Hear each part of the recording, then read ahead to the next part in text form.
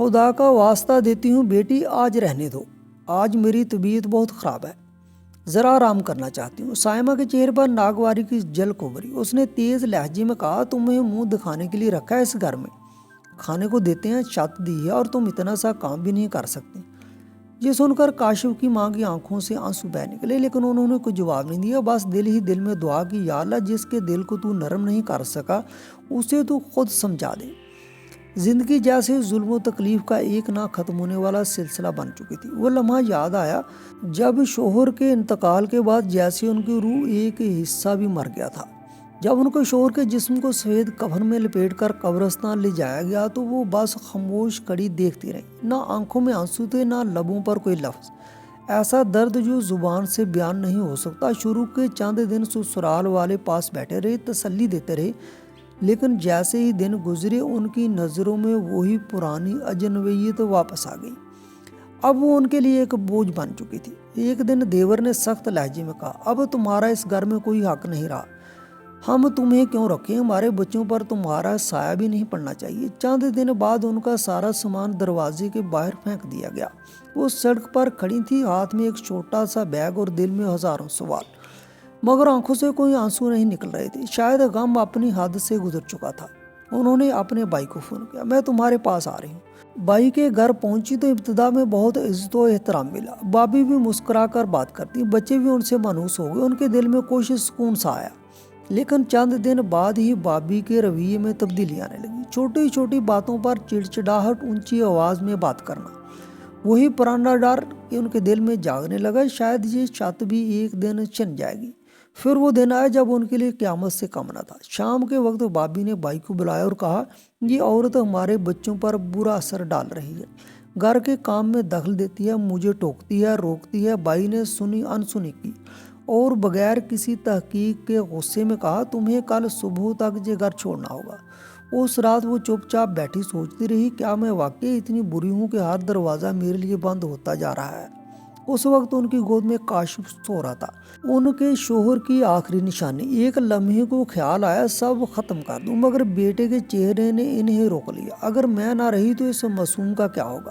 اسی امید نے انہیں زندہ رکھا۔ اگلے دن انہوں نے ایک فیکٹری میں کام ڈھونڈا۔ انہیں سلائی کا ہنر آتا تھا، چنانچہ انہیں درزی کے طور پر کام مل گیا۔ معاوضہ کم تھا، مگر اتنا ضرور تھا کہ 2 وقت کی روٹی نصیب ہو جاتی۔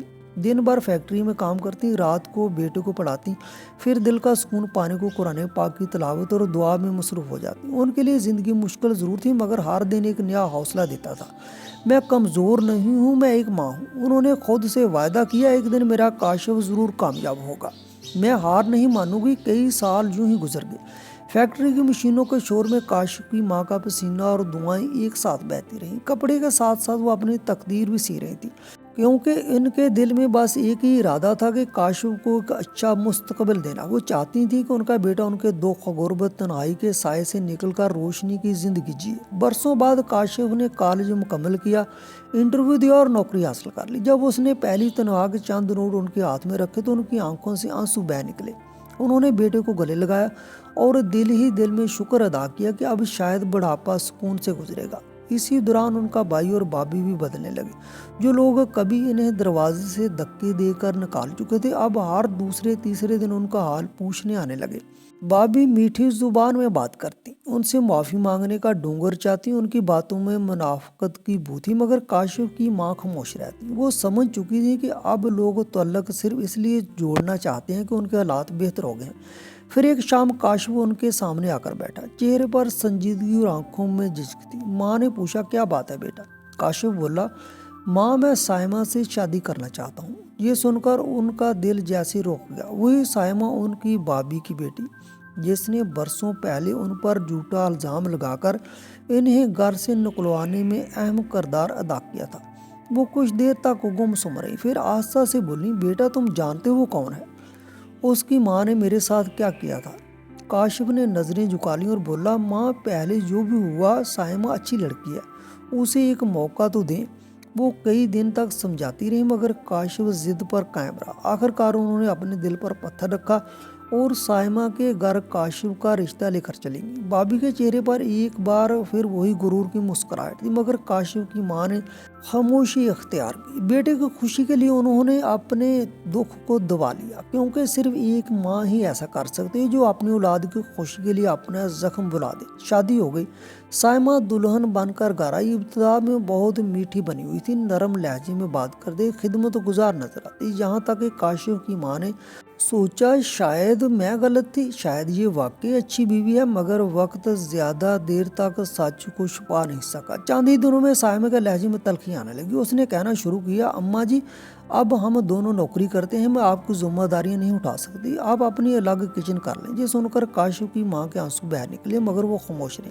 کاشف نے فوری انکار کیا کہ ایسا ممکن نہیں، مگر اس کے اس جواب نے سائمہ کے دل میں نفرت کی چنگاری کو بھڑکا دیا۔ اس کے بعد سائمہ کا رویہ دن بدن بدلتا گیا۔ ایک دن جب کاشف کی ماں نے کہا، بیٹی آج طبیعت اچھی نہیں، ذرا آرام کر لوں، تو سائمہ نے غصے میں جھاڑو ان کے سامنے پھینکتے ہوئے کہا، ہم نے تمہیں کھانے کو دیا، چھت دی اور تمہیں کام کرنے میں بھی تکلیف ہے۔ یہ کہہ کر وہ چیختی چلاتی رہی، آخرکار ہاتھ میں پکڑا وائپر زور سے ان کے بازو پر مار دیا، ہڈی ٹوٹ گئی۔ وہ درد سے چیخ اٹھی، مگر سائمہ کے کان پر جوں تک نہ رینگی۔ وہ بیٹے کے آنے تک سسکتی رہی۔ رات کو جب کاشف گھر آیا تو سائمہ نے جھوٹ بول دیا، تمہاری ماں کچھ نہیں کرتی، سارا دن آرام کرتی ہیں، میں اکیلی تھک جاتی ہوں۔ کاشف نے ماں کی حالت دیکھے بغیر غصے میں کہا، ماں آپ حد سے زیادہ بڑا چڑھا کر بولتی ہیں۔ ان کی آنکھوں میں اندھیرا چھا گیا، دل ٹوٹ گیا، وہ چپ چاپ کمرے میں چلی گئی۔ اگلے دن بھی سائمہ کا رویہ ویسا ہی رہا۔ اب کاشف کی ماں کے ہاتھ سے گھر کے فیصلے چھن چکے تھے۔ کچن کا تالا سائمہ کے قبضے میں تھا، ان کے لیے روٹی پانی بھی اس کی اجازت پر منحصر تھا۔ جو پیسے کبھی کاشف ماں کے ہاتھ میں دیتا تھا، اب وہ سیدھے سائمہ کو دیتا تھا، اور ماں کو اپنی دوائیوں کے لیے بھی اس کے سامنے ہاتھ جوڑنے پڑتے۔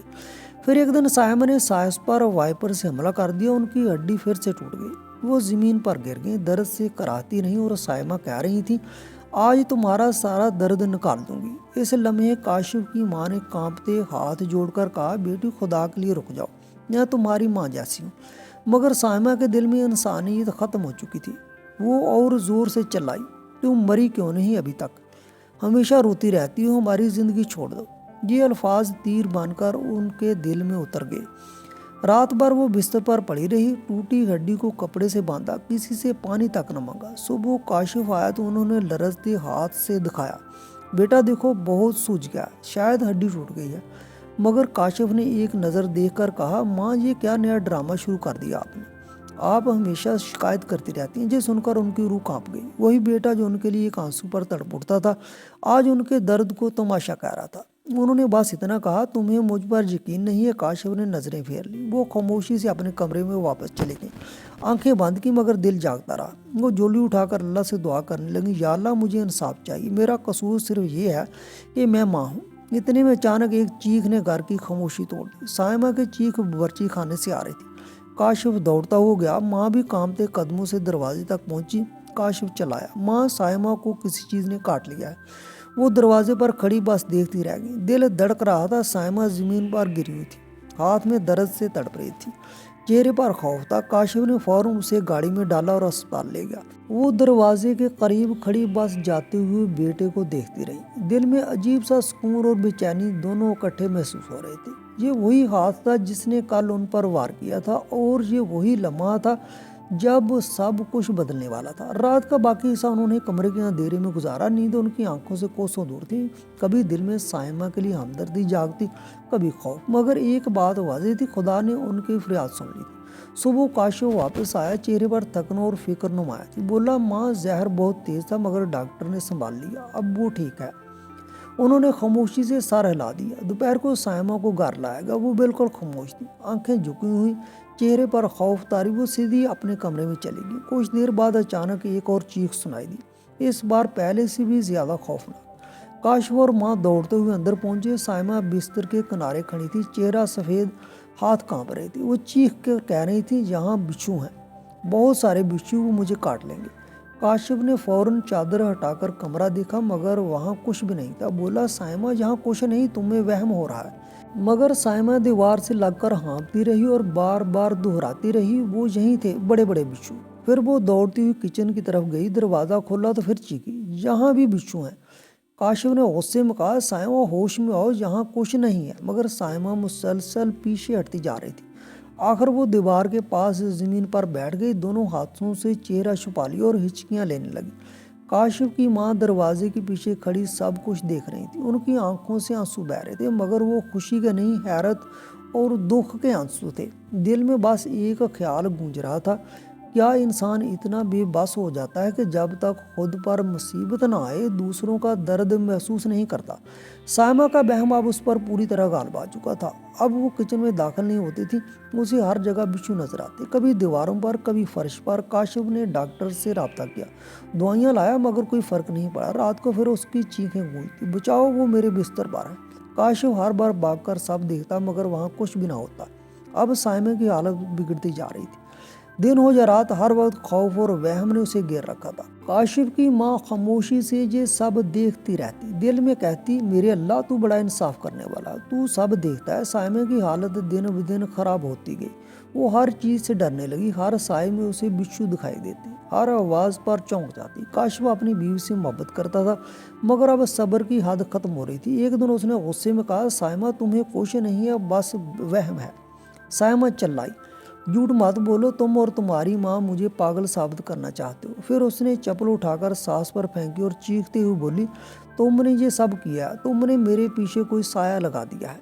काशिफ की माँ ने सर झुका लिया और खामोश रही। काशिफ ने गुस्से में साइमा को रोकने की कोशिश की, मगर वो इस पर भी चला उठी। तुम्हें अपनी माँ ही नजर आती है, अपनी बीवी की कोई कदर नहीं। आखिर वो गुस्से में अपना बैग उठाकर बोली, मैं मेके जा रही हूँ, तुम्हें मेरी कोई परवाह नहीं। काशिफ की माँ दरवाजे के पीछे खड़ी सब सुन रही थी। दिल में एक अजब सा सुकून और दुख दोनों थे।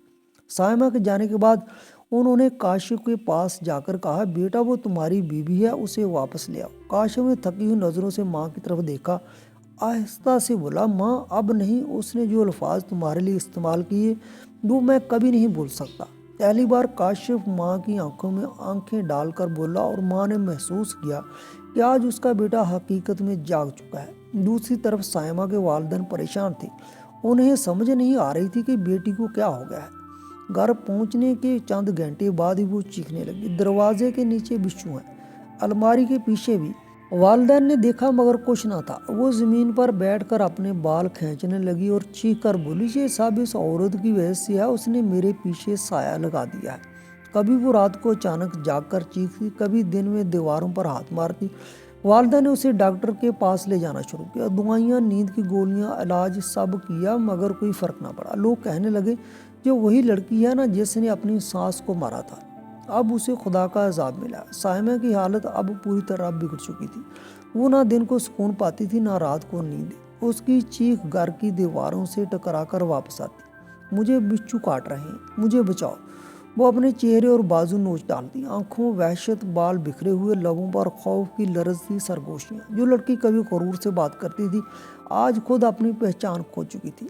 उसके वालिदैन हर दरवाज़ा खटखटाते, कभी किसी आमल के पास जाते, कभी बड़े बड़े डॉक्टरों के पास, मगर सब बेअसर। एक दिन उसकी माँ ज़ारो कुतार रोने लगी, हमसे अब ये देखा नहीं जाता, कोई कुछ करे, ये खुद अपनी जान ले लेगी। रिश्तेदारों ने मशवरा दिया, इसे किसी बड़े ज़हनी अमराज के अस्पताल में दाखिल करो, शायद वहाँ इलाज हो जाए। दिल पर पत्थर रखकर उन्होंने साइमा को एक सरकारी अस्पताल में दाखिल करा दिया। जब एम्बुलेंस से निकली तो वो रोती हुई चीख रही थी, मुझे मत ले जाओ, वो मेरे पीछे है, वो मुझे मार डालेंगे। अस्पताल पहुंचकर जब नर्सों ने उसे पकड़ा तो वो बेकाबू हो गई, अपने कपड़े फाड़ने लगी, चिल्लाती रही, माँ को बुलाओ, मुझे उनसे माफ़ी मांगनी है। इसी रात उसके वालिद ने काशिफ को फ़ोन किया, बेटा, तुम्हारा एहसान होगा अगर तुम्हारी माँ एक बार आकर हमारी बेटी को माफ़ कर दे, वो बार बार तुम्हारी माँ का नाम ले रही है। काशिफ खामोश बैठा रहा। माँ के पास गया तो वो पुरसुकून लहजे में बोली, क्या हुआ बेटा? काशिफ आहिस्ता से बोला, माँ, साइमा तुम्हारा नाम ले रही है, कहती है जब तक तुम उसे माफ़ नहीं करोगी तो वो मर जाएगी। उनके दिल में एक तूफान सा उठा, ये वही लड़की थी जिसने इन्हें मारा, हड्डी तोड़ी और कहा था तुम मरती क्यों नहीं, और आज वही उनके कदमों में गिरने को तैयार थी। उन्होंने आंखें बंद करके दिल ही दिल में कहा, या अल्लाह, फैसला तेरा है, मैं तो तेरी बंदी हूँ। काशिफ ने पूछा, माँ, اگر آپ چاہیں تو میں آپ کو اسپتال لے چلوں؟ وہ بولی نہیں بیٹا اب ضرورت نہیں، جس دل سے بد دعا نکلی وہ چاہے قبول بھی ہو جائے، زخم تو رہ ہی جاتے ہیں۔ اگلے دن سائمہ کی حالت بگڑ گئی، وہ خود کو زخمی کرنے لگی، بال کھینچتی چیختی ماں مجھے معاف کر دو، مجھے معاف کر دو۔ ڈاکٹر اسے دبا کر دوائی دے رہے تھے، اس کی ماں دیوار سے لگ کر رو رہی تھی، باپ دروازے کے پاس کھڑا کانپ رہا تھا۔ کاشف کی ماں سب جانتی تھی، سب سنتی تھی، مگر ان کے دل میں اب ایک عجیب سا سکون تھا۔ وہ ایک ماں تھی جنہوں نے ہر ظلم سہ کر بھی صبر کا دامن نہیں چھوڑا تھا۔ ان کی خاموش دعا آسمان تک پہنچ گئی تھی، اور اب انصاف خود وقت کے ہاتھوں میں ہو رہا تھا۔ چند دن بعد ان کے دروازے پر دستک ہوئی، دروازہ کھولا تو سامنے وہی بائی اور بابی کھڑے تھے جنہوں نے برسوں پہلے جھوٹے الزام لگا کر انہیں گھر سے نکال دیا تھا۔ ان کے چہرے بجھے ہوئے، آنکھوں میں شرمندگی۔ بابی ان کے قدموں میں گر گئی، روتے ہوئے بولی بس ایک بار خدا کے لیے مجھے معاف کر دو۔ کاشف کی ماں پتھر کی طرح کھڑی رہی، بائی کی آواز برہی ہوئی، میری بہن میں تم پر یقین نہیں کر سکا، سچ کو دیکھنے سے انکار کر دیا، مگر اب سب سمجھ آ گیا ہے۔ سائمہ جو کچھ بھوگت رہی ہے وہ تمہارے دکھ کا بدلہ ہے۔ ان کے دل میں برسوں کا بوجھ ہلکا ہوا، مگر وہ خاموش رہی۔ دل میں خیال آیا کہ اگر وہ چاہتی تو چیخ کر کہتی اب آئے ہو معافی مانگنے، سب کچھ کھونے کے بعد، مگر وہ بولی نہیں، صرف اتنا کہا اگر دل سے پشیمان ہو تو خدا بھی معاف کر دیتا ہے، یا تم دونوں کو دل سے معاف کرتی ہوں۔ بابی بھی روتی رہی، بار بار کہتی کاش یہ سب پہلے سمجھ آ جاتا۔ کاش وہ دروازے پر کھڑا سب کچھ سن رہا تھا، اس کے چہرے پر سکون تھا، وہ اب سچائی کو پہچان چکا تھا۔ پھر بات سائمہ پر آئی، بابی بولی وہ دن رات تمہارا ہی نام لیتی رہتی ہیں، کہتی ہیں جب تک ماں کی معافی نہیں ملے گی مجھے سکون نہیں ملے گا۔ کاشف کی ماں نے کہا میں نے اسے معاف کر دیا اپنے بیٹے کے لیے۔ اگلے دن سائمہ کے گھر سے خبر آئی، فون پر سائمہ کی ماں کی کپکپاتی آواز سنائی دی، بیٹا سائمہ اب نہیں رہی۔ کاشف کا فون ہاتھ سے گر گیا، وہ زمین پر بیٹھ گیا، چہرہ سفید، آنکھوں میں نمی۔ ماں نے گھبرا کر پوچھا کیا ہوا بیٹا؟ کاشف نے ان کے کندھے پر سر رکھ کر روتے ہوئے کہا ماں وہ چلی گئی۔ ان کے لبوں پر ایک خاموش دعا آئی، یا اللہ اگر میرے دل کے کسی غرور سے کچھ ہوا تو مجھے معاف کر دے، میں نے تو اسے بھی دل سے معاف کیا تھا۔ اگلے دن پورے محلے میں چیم ہوئیاں تھی، لوگ کہہ رہے تھے یہ اس ظلم کی سزا ہے جو اس نے اپنی ساس پر کیا تھا۔ کاشف کی ماں خاموش رہی، آنکھوں میں آنسو تھے، مگر دل مطمئن تھا، وہ جانتی تھی انصاف ہو چکا ہے۔ کچھ دن بعد کاشف آیا، آنکھوں میں ندامت تھی، بولا ماں میں نے آپ کی بات نہیں مانی، آپ کے درد کو نہیں سمجھا، ہمیشہ آپ پر شک کیا، مگر اب سب ختم ہو گیا۔ انہوں نے بیٹے کو گلے لگا کر کہا بیٹا ماں شکایت نہیں کرتی، تمہیں سمجھ آ گئی، یہی میری کامیابی ہے۔ سائمہ کا جانا ایک اختتام تھا، ایک حساب تھا جو وقت نے خود لکھا تھا۔ کاشف کی ماں نے اللہ کا شکر ادا کیا کہ ان کے صبر کا پھل انہیں عزت کی صورت میں واپس ملا۔ کچھ مہینوں بعد جب کاشف نے اپنی زندگی دوبارہ شروع کرنے کا ارادہ کیا تو انہوں نے کہا بیٹا اگر انسان کو دوسرا موقع ملے تو اس میں پہلی غلطیوں کی سوجھ بوجھ ضرور ہونی چاہیے۔ اس بار ایسی بیوی چننا جو صرف ایک شریک حیات نہیں بلکہ ایک اچھی بہو اور نیک انسان بھی ہو۔ اللہ نے دعا قبول کی، جلد ہی ایک نیک سمجھدار اور خدمت گزار لڑکی سے کاشف کا رشتہ طے ہو گیا تھا۔ شادی سادگی سے ہوئی۔ نئی بہو صبح اٹھ کر سب سے پہلے ساس کے کمرے میں آتی، ان کا حال پوچھتی، چائے دیتی، احترام سے پاؤں دباتی، ان کے پاس بیٹھ کر باتیں کرتی۔ گھر میں پھر ہنسی لوٹ آئی، فضا بدل گئی۔ کاشف شام کو دفتر سے آ کر ماں کے پاس بیٹھتا اور کہتا ماں آج جو سکون ہے وہ پہلے کبھی نہ تھا۔ ان کی آنکھوں سے آنسو نکلتے، مگر اس بار یہ آنسو شکر کے تھے۔ اب ان کی زندگی میں وہ سکون تھا جس کا انہوں نے برسوں انتظار کیا تھا۔ وہ جان چکی تھی کہ سچائی اور صبر آخرکار عزت واپس دلاتے ہیں، اور وہ دل ہی دل میں کہتی رہتی یا اللہ جو سچ کے راستے پر چلے اسے کبھی اکیلا مت چھوڑنا، اور جو ظلم کرے اسے وقت پر اس کا انجام دکھانا۔ کہانی یہاں اپنے انجام کو پہنچی، جہاں دکھ، صبر اور انصاف ایک ماں کے وقار کی گواہی بن